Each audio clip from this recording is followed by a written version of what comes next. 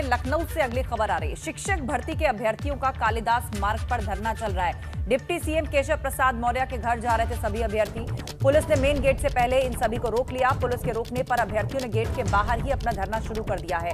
अभ्यर्थियों को हटाने में इस वक्त पुलिस लगी हुई है। आपको बता दें कि उत्तर प्रदेश के अंदर शिक्षक भर्ती पूरी करने और नए पद निकालने की मांग इस दौरान चल रही है और आज इसी को लेकर ये तमाम अभ्यर्थी जो हैं वो डिप्टी सीएम केशव प्रसाद मौर्य के घर की तरफ कूच कर रहे थे, लेकिन उससे पहले ही पुलिस ने उन सभी को रोक लिया और रोकने के बाद ये सभी वहीं धरना देने के लिए बैठ गए। पुलिस फिलहाल उनको वहां से हटा रही है। ताजा तस्वीरें इस वक्त हम आपको दिखा रहे हैं। पुलिस ने मेन गेट से पहले इन तमाम अभ्यर्थियों को रोक लिया, जिसके बाद इन्होंने गेट के बाहर ही अपने धरने को शुरू कर दिया था और अब पुलिस धरना स्थल से इन सभी अभ्यर्थियों को हटा रही है। तो उत्तर प्रदेश के अंदर शिक्षक भर्ती हमेशा से ही विवादों में रही है। सीधे अब आपको लिए चलते हैं, हमारे संवाददाता शैलेश हमारे साथ लाइव जुड़ रहे हैं। शैलेश, हम तस्वीरें देख रहे हैं कि धरना स्थल से एक एक करके उन सभी को हटाने के काम में पुलिस लगी हुई है, लेकिन इस पूरी शिक्षक भर्ती की बात करें तो ये मामला हमेशा से ही किसी न किसी विवाद में फंसा रहा है और अभी भी बचे हुए पदों को भरने की मांग तेजी से चल रही है। क्या चल रहा है सरकार के भीतर? इनकी मांगों पर विचार किया गया अभी तक या नहीं? देखिए, पहले सीधी तस्वीरें दिखा रहे हैं आस्था। यहाँ पर किस तरह से आप देख सकते हैं जो अभ्यर्थी है उनको बस में भर कर ले जाया जा रहा है, क्योंकि ये हाई सिक्योरिटी जोन है। मुख्यमंत्री का आवास है, डिप्टी सीएम का आवास है और यहाँ पर अभ्यर्थी धरने पर बैठे थे, क्योंकि इनका कहना 69 पदों की भर्ती में आरक्षण के जो नियम थे उनका पालन नहीं हुआ। अभ्यर्थी बाहर रह गए, नारेबाजी चल रही है। अभ्यर्थियों से बात करते हैं। पुलिस को आगे करता है, तानाशाही सरकार हम लोगों के ऊपर जबरदस्त लाठीचार्ज कर रही है, हमारी बातें सुनने को तैयार नहीं हो रही है। हमारे सबके ऊपर बलपूर्वक हम लोगों को जबरदस्ती यहाँ से हटाया जा रहा है। मेरे आरक्षण को नहीं दिया जा रहा है।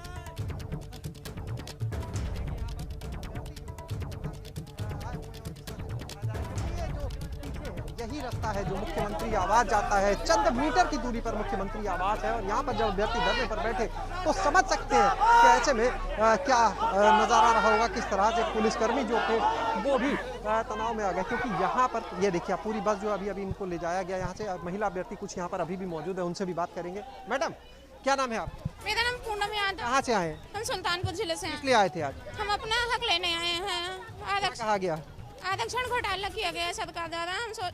हम सोचते हैं कि वो आरक्षण सही से लागू किया जाए और हमारा पद हमें दिया। किसी से मुलाकात नहीं हो पाई, किसी से कोई भी मुलाकात हो पाई। कुछ और अभ्यर्थी भी यहाँ पर हैं, उनके पास भी चलेंगे, उनसे भी बात करेंगे। आप देख सकते हैं यहाँ पर देखिए कुछ महिला अभ्यर्थी हैं, उनको भी अब जो महिला पुलिसकर्मी आई हैं वो हटाने की तैयारी कर रही हैं। उनसे भी बात करेंगे यहाँ पर हम और जानेंगे वो क्या कहना चाहती हैं। समय देखिए, आज ये लोग यहाँ पर आए थे डिप्टी सीएम केशव प्रसाद मौर्य से मुलाकात करने। मैडम, क्या नाम है? जी, मेरा नाम गुड़िया है। कहाँ से आए हैं? 3 दिन से यहाँ पे अलीगढ़ से यहीं पड़ी हूँ यहाँ पे, और तब के मैंने मना किया था मुझसे, ये जान पूछ के ये हाथ उठा रहा। तो आप देख सकते हैं कि पुलिसकर्मी जो है वो मीडिया से बात करने से भी रोक रहे हैं। यहाँ पर अभ्यर्थियों को किस तरह से यहाँ से हटाया गया है और अभ्यर्थी जो है देखिए पिछले कई दिन से अपना धरना प्रदर्शन कर रहे हैं। इससे पहले अभ्यर्थी जो थे वो बेसिक शिक्षा निदेशालय जो है वहाँ पर धरने पर बैठे हुए थे, लेकिन जब उनकी कहीं नहीं सुनी गई, कहीं से राहत नहीं मिली, तो आज वो लोग मुख्यमंत्री आवास के पास पहुँचे। वो लोग हालांकि डिप्टी सीएम केशव प्रसाद मौर्य से मिलना चाहते थे, लेकिन क्योंकि मुख्यमंत्री का आवास भी उसके पास ही है, इसकी वजह से अभ्यर्थियों को यहाँ पर नहीं रुकने दिया गया। ये देखिए, ये रास्ता जो है ये मुख्यमंत्री आवास की तरफ गया है।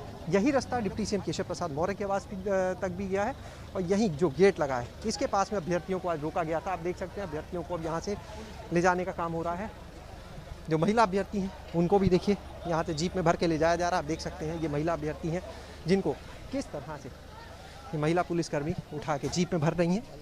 ये आप देखिए कि इनको भी ले जाया जा रहा है।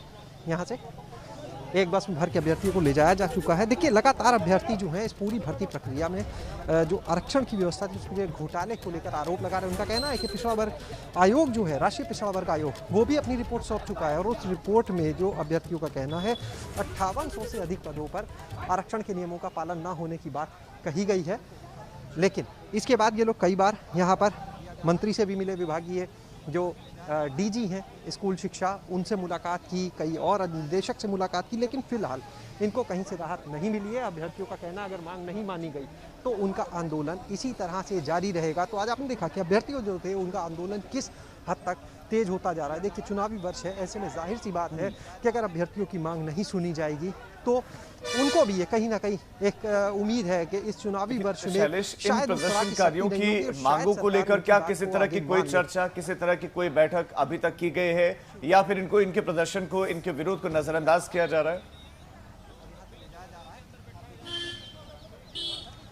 देखिए, अगर बात करें अधिकारियों की तो हमने कई बार अधिकारियों से बात करनी चाहिए, लेकिन ऑन रिकॉर्ड कोई भी अधिकारी जो है इस पूरे मामले में बात करने से दूर भागता है। सवाल ये उठता है कि अगर आप सही हैं, अगर आपको लगता है कि आयोग की रिपोर्ट सही नहीं है, गलत है, कुछ भी ऐसी बात है, तो अपना पक्ष रखना चाहिए अधिकारियों को। लेकिन ताज्जुब की बात, जब से ये आंदोलन चल रहा है अधिकारी मीडिया के सामने आकर बात नहीं कर रहे हैं, बात करने से कतरा रहे हैं। कम से कम अपना पक्ष उनको रखना चाहिए अगर वो सही है, लेकिन वो अपना पक्ष नहीं रख रहे हैं। ऐसे में कहीं ना कहीं जिस तरह से अभ्यर्थी अपनी मांग को लेकर प्रदर्शन कर रहे हैं, तो ये बात कही जा सकती है कि अभ्यर्थियों की बात में कुछ तर्क होंगे, कहीं ना कहीं सही होगी, इसी वजह से वो इतना आंदोलन कर रहे हैं और अभ्यर्थी और जो अधिकारी हैं वो उन चीज़ों का जवाब नहीं दे पा रहे, यही माना जा सकता है। इसलिए अगर अधिकारी जो है उनको लगता है कि अभ्यर्थियों की मांग अनुचित है, अभ्यर्थी गलत कर रहे हैं, तो उनको अपनी बात रखनी चाहिए, लेकिन वो अपनी बात रखने के लिए सामने नहीं आ रहे हैं, जो इस पूरी चीज़ों पर सवाल भी उठाता है। लेकिन आरोप जो लग रहे हैं शैलेश, वो बहुत गंभीर है। आरक्षण घोटाले का आरोप लग रहा है, तो क्या इन छात्रों ने कोर्ट का रुख नहीं किया? क्योंकि इसी मैटर में कई बार कोर्ट जा चुके हैं, अलग अलग मैटर को लेकर ये मसला कोर्ट में फंसा रहा है लंबे समय से, तो इस मामले को लेकर क्या कोर्ट का रुख नहीं किया गया? देखिए, ये लोग आयोग में फिलहाल हैं, पिछड़ा वर्ग आयोग में है, कोर्ट में भी कुछ अभ्यर्थी जा चुके हैं, लेकिन इस समय जो ये प्रदर्शन पर बैठे तो ये लोग पिछड़ा वर्ग आयोग की रिपोर्ट कर लेकर बैठे, क्योंकि संवैधानिक संस्था है। इनका कहना है कि जो आयोग है वो अगर संवैधानिक संस्था है और वो खुद ये कह रहा है कि जो रिपोर्ट के अनुसार कि जो आरक्षण के नियम था उनका पालन नहीं हुआ है, तो ऐसे में सरकार को उस पर ध्यान देना चाहिए। इतना ही नहीं, सिर्फ ओबीसी के आरक्षण में ही नहीं, अभ्यर्थियों का ये भी कहना है कि जो एससी के लिए आरक्षण था उसमें भी पूरा पालन नहीं हुआ। ओबीसी के अगर आरक्षण की बात करें तो अभ्यर्थियों के अनुसार महज 4% से भी कम आरक्षण लगाया गया है, यानी आरक्षण के जो नियम थे उनका पालन नहीं हुआ अभ्यर्थियों के हिसाब से, और इसीलिए ये लोग लगातार मांग कर रहे हैं। उनका कहना अगर आरक्षण के नियमों का पूरा पालन हुआ होता तो उसके बाद कहीं ना कहीं उनको भी नियुक्ति मिल जाती। और देखिए, हर किसी के लिए टीटी उत्तीर्ण है, शिक्षक भर्ती परीक्षा को उत्तीर्ण किया है, जाहिर सी बात है 2-2 परीक्षाएं उत्तीर्ण करके आए हैं। ऐसे में उम्मीद भी होती है कि अगर उनको भी एक मौका दिया जाए, सीटें हो तो उनको भी अवसर मिले। बहरहाल हर किसी को ये उम्मीद होती है। शैलेश, आप हमारे साथ बने रहिए, आगे हम आपके पास लौटेंगे, क्योंकि हमारी नजर लगातार इस खबर पर बनी हुई है। छात्र लगातार प्रदर्शनरत है और उनको पुलिस उठाकर आगे लेकर गई।